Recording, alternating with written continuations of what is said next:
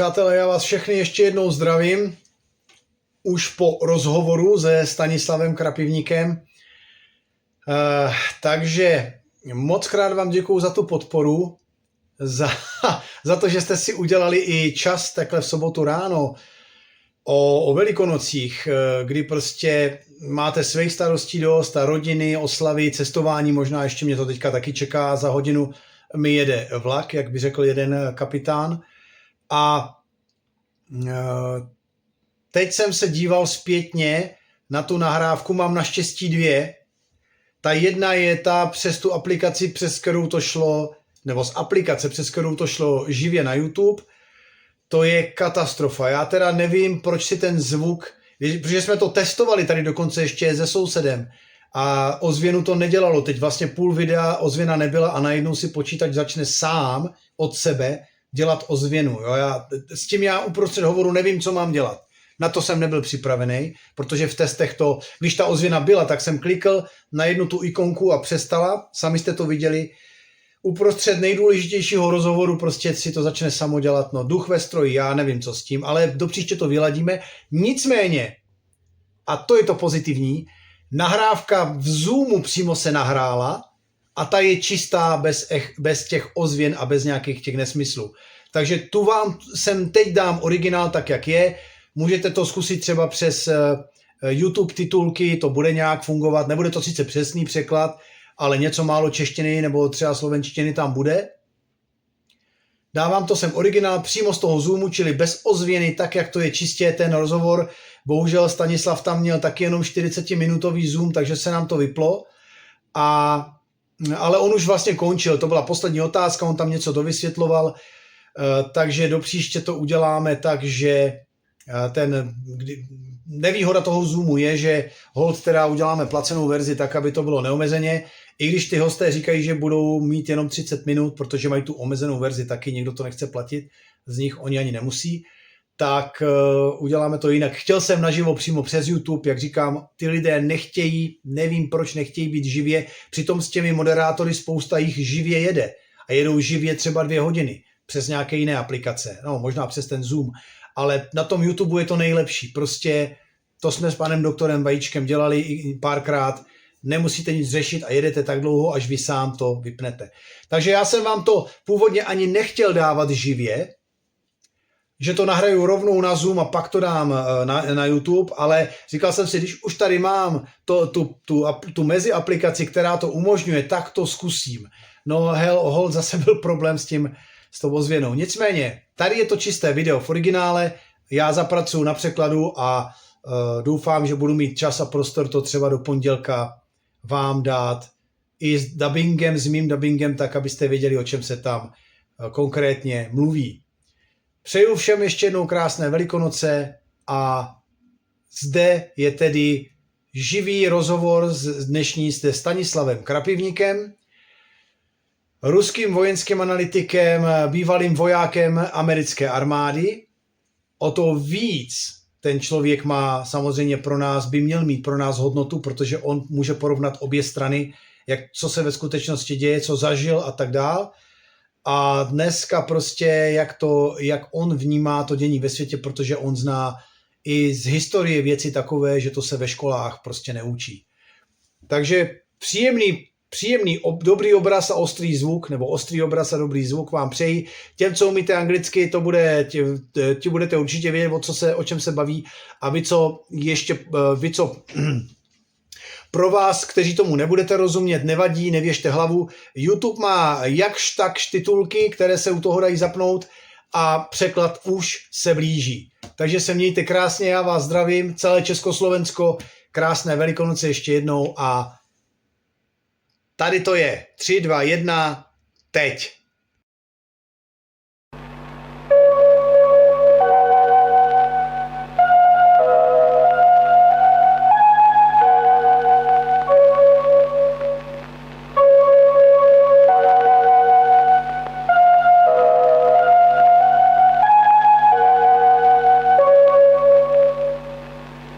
Говорит Москва.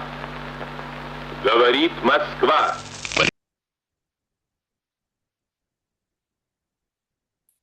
Přátelé, potvrďte mi, jestli je teď zvuk. Já jsem stáhl zvuk na počítači na 0. Jestli teď to slyšíte všechno dobře, bez té zatracené ozvěny.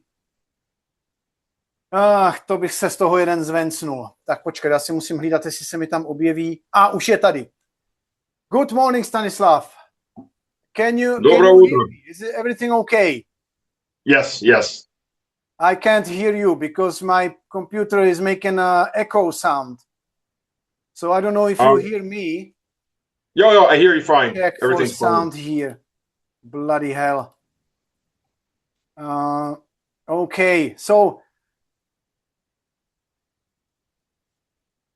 is it okay? You can hear me, but yes. I cannot hear you. Is that because I don't know what to do now because let me check this sound again. I'm testing this for so long, and I don't know if have you recorded. Yes. Okay, so let's get down to our interview. Welcome back again, and the questions will be basically the same, from our viewers mostly, and you are known to be living some time ago in the United States and working in the U.S. Army. So our question to you would be, how did you end up in the U.S. and what made you to join the U.S. Army? Why did you leave the Russia or Soviet Union back then? Was it with a family or by yourself already? And what are the differences between the U.S. and Russian army, for example? How was the life in the United States and Russia? If you can briefly tell our viewers. We're recording, right? Yeah, definitely. Yes, I'm having like triple recording today. Zoom, OSB Studio, and my phone is recording. So. Okay. Okay. Well, I left. Obviously, I left whether I wanted to or not because I was 7.5 years old. So how did I wind up in the military? Well, I grew up in the U.S. I wasn't planning to go in the military first, but I wanted to go, and I come from a military family.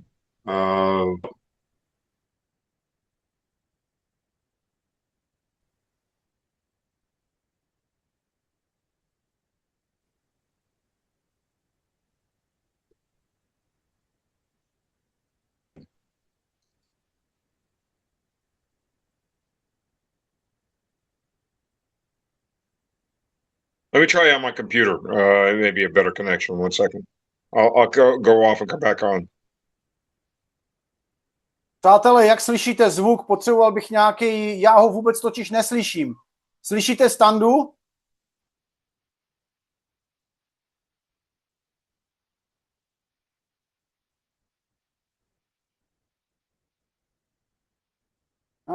On tady není.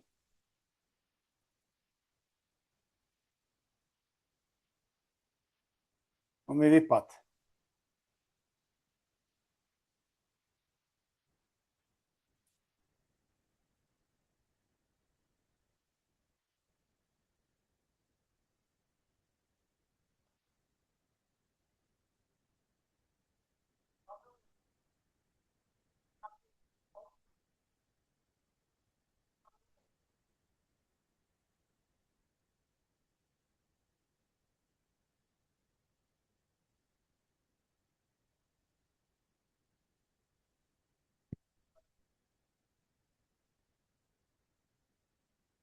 Tak teď jsem zvědavý, jestli to bude slyšet.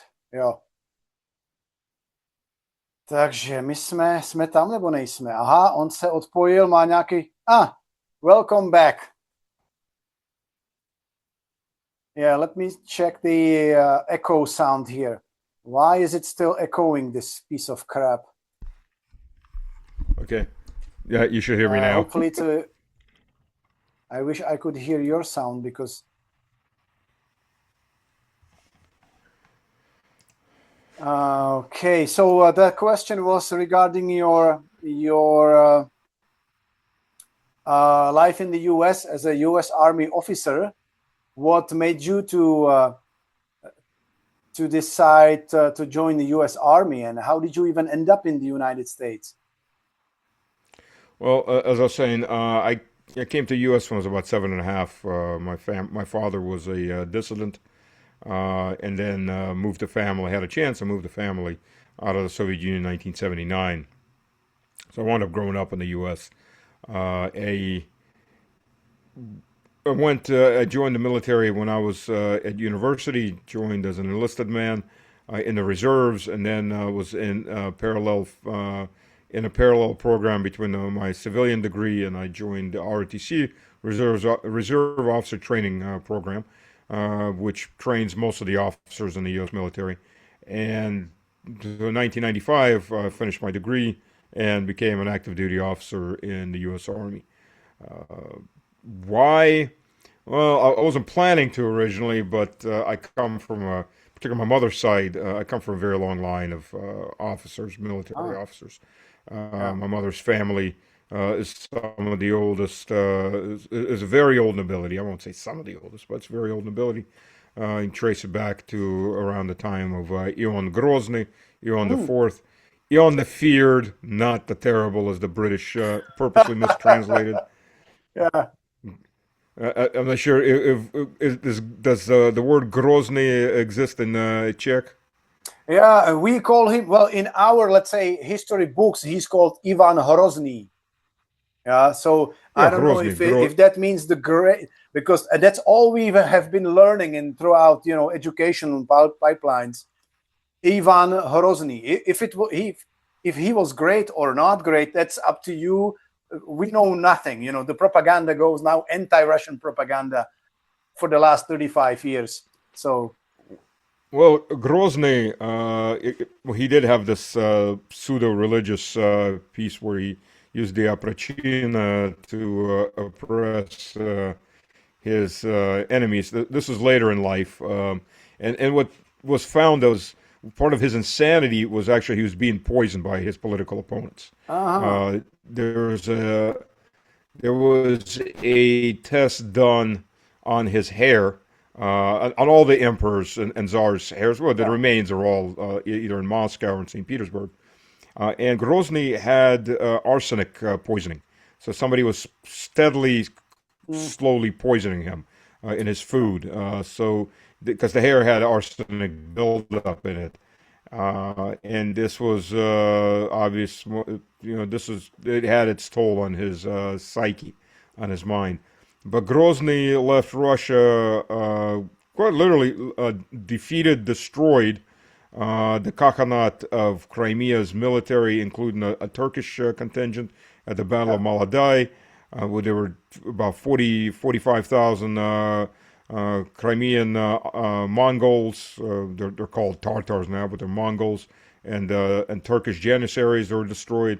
He expanded Russia in a huge amount of territory by taking and unifying to Russia the Volga-Bulgar Khanate, then the Astrakhan Khanate. So he expanded Russia's borders to twice the size, and the Western Europeans were afraid of him.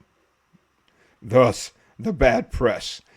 He did not, by the way, murder his son either. His Ivan is a modern version. Ivanovich died from there's a question whether he died from a fall or he died from a fever, but there's no historical record that he died from his father exactly. Breaking his skull. That's something that came out of propaganda later. So my family's, my mother's family's roots go that far back on the Russian side, and there were German aristocrats on the other side.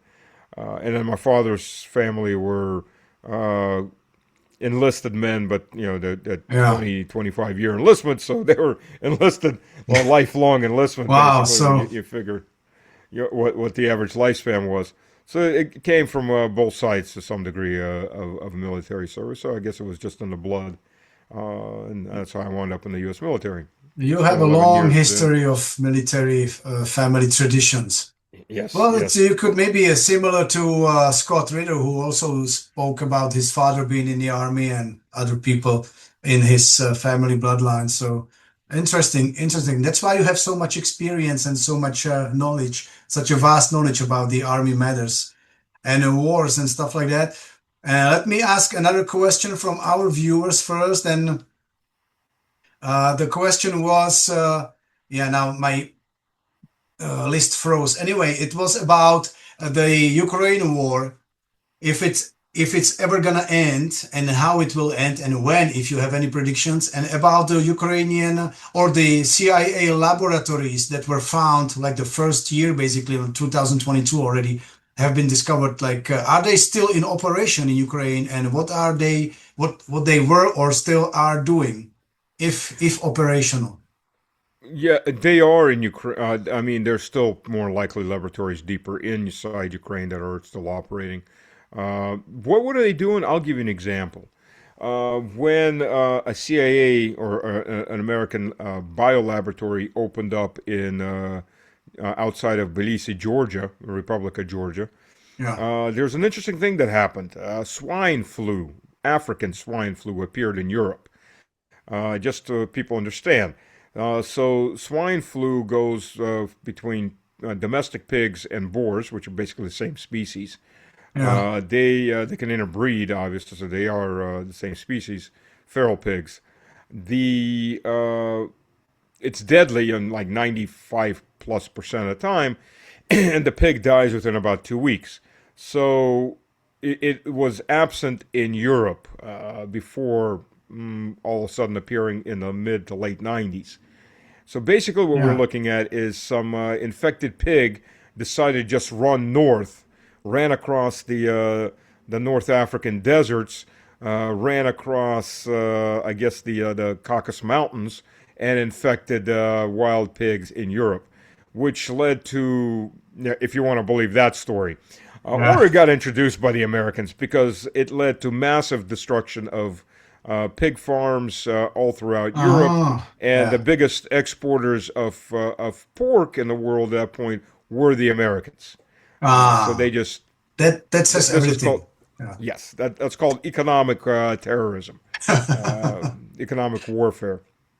Since this conflict has started, Mongolia didn't want to admit to it, but there was an American laboratory that moved to Mongolia, and then in Bashkiria, which is a Russian territory that borders Mongolia. In 2023, it kind of flew under the radar, but I caught it and I wrote an article about it. There were two new species of ticks found on the local bat population. To find a new species of something like a tick, a parasite like that, is rare enough. You found two of them. And the interesting thing wasn't just that there were new species of ticks, is that one species of tick carried the Black Plague, which normally it sometimes can be found in bats, but it's normally carried in by fleas in rodents, not by ticks in bats. So make of it what you want. But the second one was even more interesting because the second new found species of ticks carried the West Nile virus, which is a subtropical virus that's whose repository is birds, and vector of infection to human beings is mosquitoes. And here, from some of the subtropics, you're talking about northwestern Mongolia and southeast and that Siberian portion of Russia that borders Mongolia, Bashkiria, suddenly has a subtropical disease carried by ticks on local bats. Again, you're looking at this, how? And now this year, we've got an infestation in southern Russia of African ticks, which are much larger than the regular ticks and carry their own host of diseases. Again, where did this come from? This is how these biolabs work. And believe you me, what one of these biolabs are trying to do, Slavs, particularly northern Slavs, are a haplogroup, male haplogroup R1A. Germanics are R1B. So this whole, you could even say this whole European fight for the last several thousand years has been between the two haplogroups, the R1A and the R1Bs. And unlike Western history that says Slavs just appeared sometime in the 6th century after Christ, if you look at the remains in the different kurgans in Russia, northern Russia, Slavs have been in this area for at least 2,500, 3,000 years. Much earlier than what the Western, and the reason the Western Europeans say that is, oh look, you're barbarians, you have to listen to us. You just arrived and we've been here 1,000 years before you, so barbarians listen to what we say.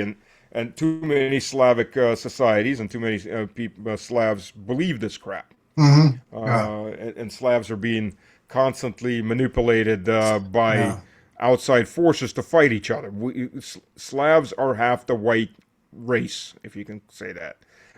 Quite literally, half the population of whites in the world are Slavs. Not Anglos, not Latins, not Scandinavians, but Slavs. And we're constantly being pushed and too happily go at each other's throats. Instead of unifying as some kind of confederation to just defend our own interests. Not the interest of America or England or the Germans or whomever else, the Romans, if we go far enough back. Exactly. So that's what those biolabs, this is how biolabs are. And believe you, if those biolabs could find a disease that can be linked to a Slavic chromosome, they will release that disease to kill Slavs. Oh, yeah.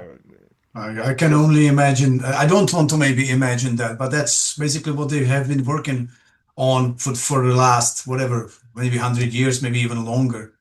No, that's the holy grail of this terrorist genetic approach, is to find chromosomes for particular racial groups to try to exterminate them. Yeah. That's an unbelievable explanation. I wonder how I will translate this into Czech language, but I will get some vocabulary, no problems with that. Thanks to ChatGPT, we can now do more things regarding languages. I would like to ask you another question from our viewers that are interested in what will happen to the Bandera regime after Ukraine war is over, and what happens, or if there is a possibility of the French nuclear warheads TN-75 to be transferred to Ukraine on whatever the M51 ballistic missiles, if that's even an option, and if it's even undergo, or has that been just a rumor about this? Well, how do you see that? Well, I'll start with the nuclear warheads. I mean, anything is possible.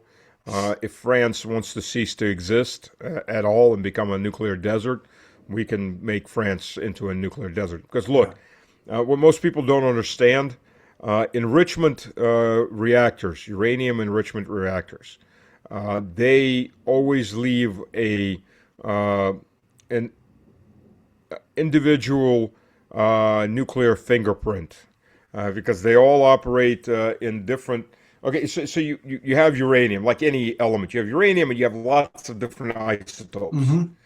Some highly radioactive, some non-radioactive isotopes, including of uranium. And you have it of carbon. You have every single atom has its isotopes.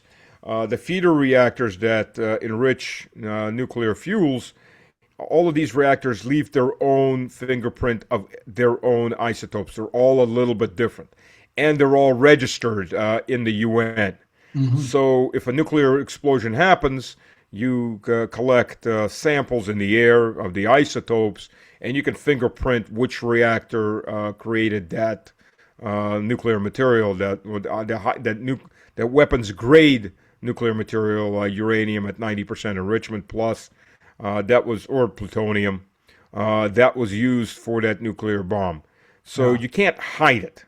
Is what I'm saying. The moment that nuclear explosion happens, you can say, oh, the Ukrainians developed it themselves. No, because the moment that the chain reaction happens, you have that nuclear explosion, the isotopes are released, and by the percentages of which isotopes, you can track down which nuclear reactor was the feeder reactor to create that nuclear warhead.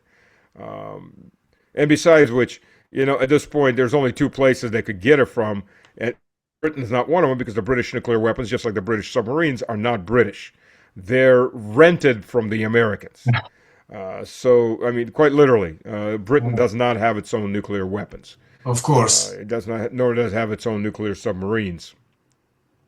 What about the French? What about the French? Well, the French do. So in Europe, there's only one side that could possibly have provided anything like that, and that would be the French. And quite literally, if something like this happens, France will be exterminated. I don't have any other words for it. Russia will exterminate France off the face of the earth. And that will probably be a very good lesson to everybody else, not to go down that same road. Yeah.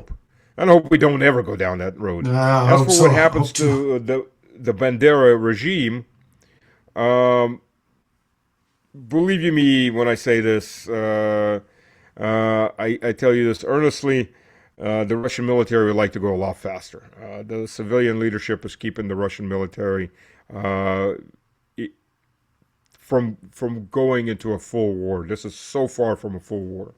First of all, Russia is not in a military, not in a wartime economy. If you come to Russia, it doesn't take more than walking a few steps in any Russian city to understand this is not a wartime economy. I was in Russia last May to personally experience the 80th anniversary of the victory, the Dzień Победы, the Parad Победы в Leningrad, в St. Petersburg, and I didn't see anything resembling just at least 1% of a war economy. Where is everybody's living their normal lives on the streets and restaurants and subway and on the squares, and so many tourists and from Asia, from Europe. I didn't see anything like exactly as you mentioned, so I can only confirm that.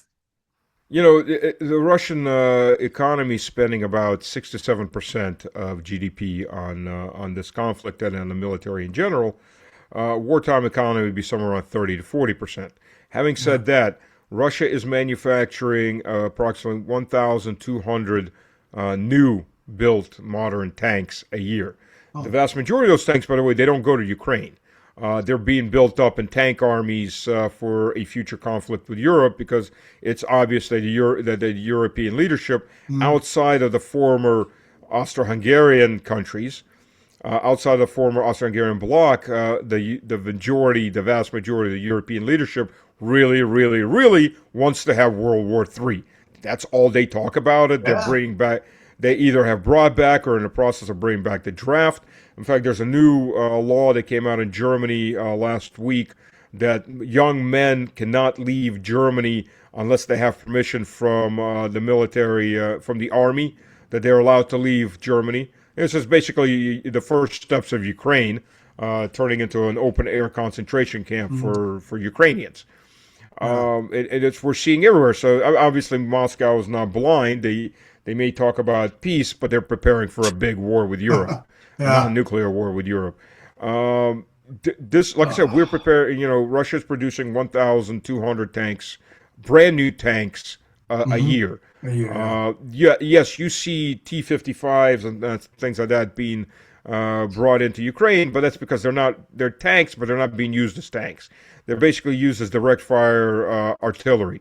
They'll drive up into a prepared position on the line of contact, fire off their load of ammunition toward Ukrainian positions, and drive back off to reload and come back up. So you don't need a modern battle tank for that. It's pointless using a modern battle tank. You can use an old tank to do the exact same thing, to fire those rounds, and that's what they're used for. They're cheap. There's still a lot of them in reserve, and that's what they're used for. It's basically an assault gun, direct fire assault gun mode. So that's one side. What if Europe goes into full war mode? There's going to be a very different Europe when this is over. the German project, which I think was the biggest mistake, a geopolitical mistake, unification of Germany into one state, that probably could have happened in the last 200 years, because that sponsored German imperialism, and German imperialism has always been aimed eastward, expansion into Poland, Austro-Hungarian lands, into what is today Ukraine, which of course didn't exist until 1917, 1918 in any form. In all these areas into the Balkans, that's what German imperialism was always aimed at. Former Prussia. Right. So if this happens, if we take Berlin for a fourth time in 300 years, it's going to be Berlau, it's going to be Slavic lands again, and Eastern Germany is going to be, Western Prussia will become Western Russia. Yeah, without the P, yeah, exactly. Yes, it's not a big difference, just drop one letter. And that's, we're hoping, of course, it doesn't go to that, but if you listen to these Western politicians. And the interesting thing is you see the cultural difference in the former Austro-Hungarian Empire. Hungary, Czech, Slovakia, and now sooner than later Austria. I think the next elections will put the conservatives very much into a supermajority. And you see these former territories are going, no, we don't want to play this. Brussels can go pound sand or jump off a bridge. We're not interested. Exactly. But the rest, the rest are mostly American-based puppets. They've been putting them in place for a long time. If anybody wants to understand how badly terrorized and manipulated non-Warsaw Pact Europe has been, I challenge you to go read some information, and there's enough of it on the internet and in books about Operation Gladio, which has been in effect since 1948 and still to some degree is in effect now. And the stay-behind armies, which were then used by the CIA in all these countries to commit terrorism, murder, assassinations, and so on to keep the Europeans in check under Washington's control. Go read it up. It's historic facts. Watch some of my videos. I have two very interesting interviews with Colonel Towner. She's a retired Air Force colonel. She is a scholar of Operation Gladio, which also toes with Operation Condor, which was the same thing in Latin America, and they worked in unison. And it's an incredibly mind-bending thing of how Washington has been murdering and terrorizing its way into control of Europe since 1948. First of all, utilizing the Nazis. And the whole concept was originally, stay behind was the Volksstimme and the werewolves designed by Hitler in the last years of the war, and they just they didn't even replace a lot of them. They replaced their weapons caches, and they just kept the same SS types or the same Gestapo types running the programs. So would any of the Banderites, and this is the bad news for the European Union.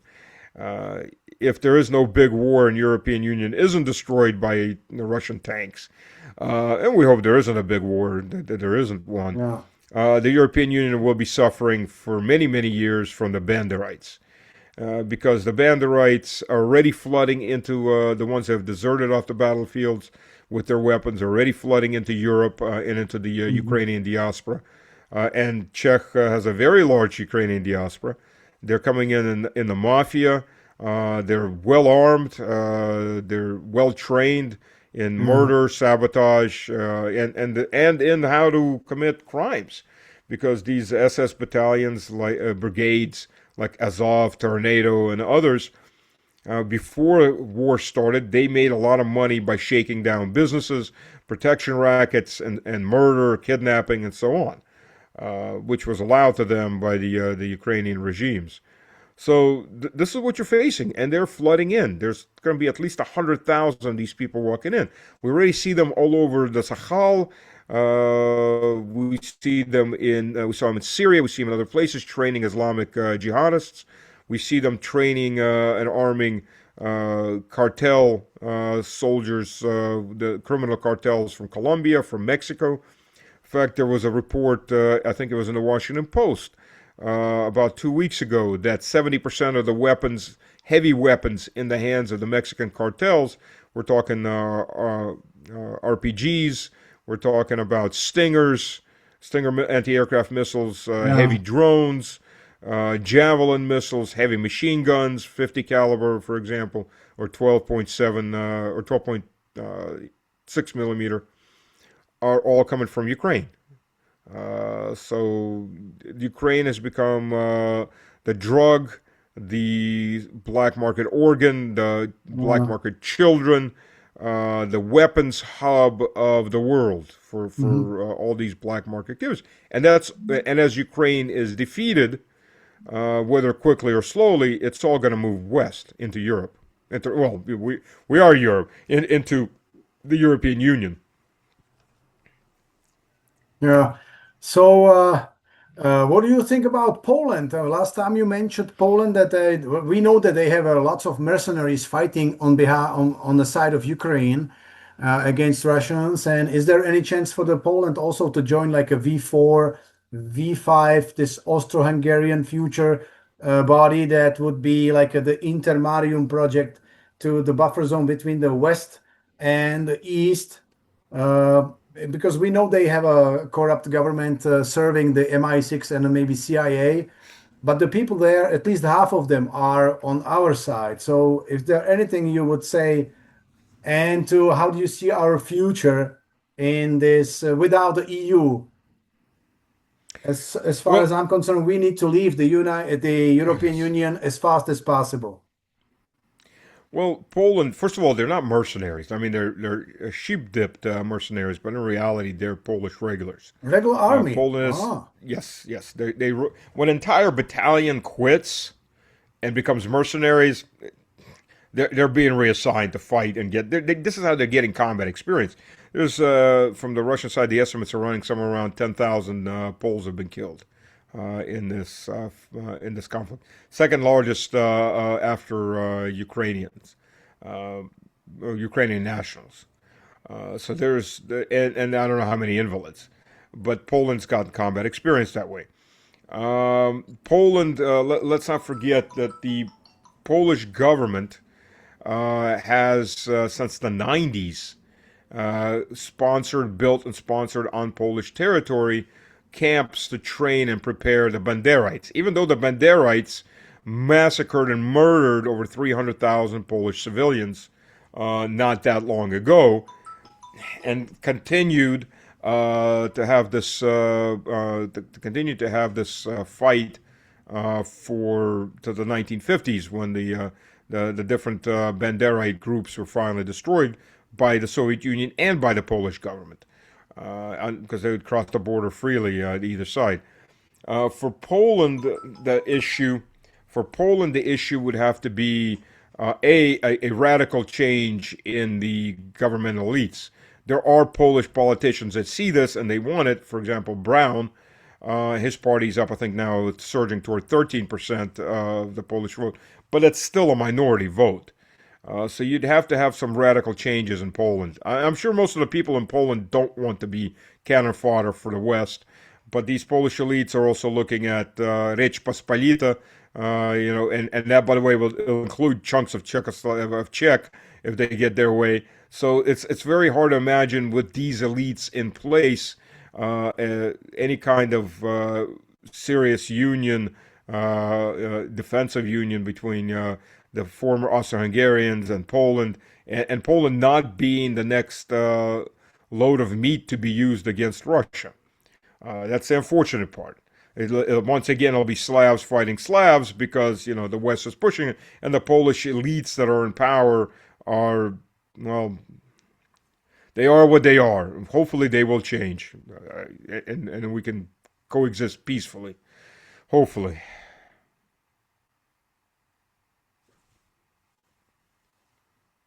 Your microphone's off. Okay, now the last question, because we have 5 minutes left, would be yes. Any future you see with this for us as Central European Slavs to finally cut cut ourselves off the Western ties with the European Union, which is now completely Nazi overtaken. That's how I see it. And is there anything we can do as together to get back to good relationships with the East, like Russian Federation and other countries like China and stuff like that? As I see it, we need to get rid of our corrupt politicians first, and then we can move on. What would be your take on that? Let's remember that Konev's army did a forced road march from south, or part of his army, from south of Berlin to Prague in about 2 days, when the SS forces that were exiting Prague started massacring the population when the population rose up. And the Red Army marched in there with coming off of a battlefield in Germany, and forced marched to Prague to relieve Prague. The other thing that let's remember for Czechs to remember, the Czech Spring, which was set up first and foremost by the CIA, that knew there was no chance of Czechoslovakia breaking out of the Warsaw Pact. They set people up just like they set up the Hungarians before that. The Soviet leadership at that point was Khrushchev, and the majority of the units from the Soviet side, because they're Poles, they came in there, and these Germans that came in Czech too, they're not remembered. They're only remembered as Russians, but they weren't even Russians. They were Soviet units that were stationed out of and raised out of Western Ukraine. So just let that sink in for a little bit. The same territories are run by Banderites, were primarily from where these units that came into Prague were raised from and stationed from. Most people have no idea about this, unfortunately, but that's the reality of it.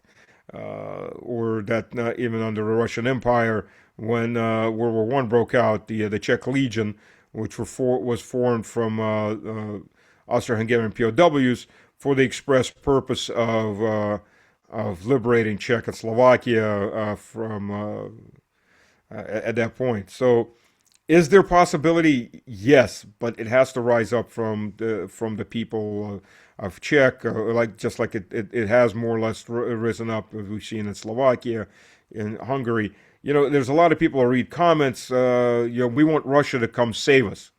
Why would Russia come save you? If you're just going to sit there on your couch and wait and eat popcorn and wait for Russia to come bleed and spend and bleed for you, it'll never happen. No.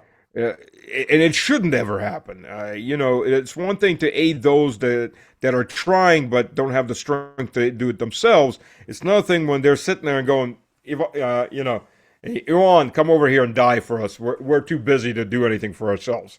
It's never going to happen. No. So the people have to take their own fate in their own hands. Russia will come help, but Russia's not going to do it all for you. Exactly. Nor will there be an interest.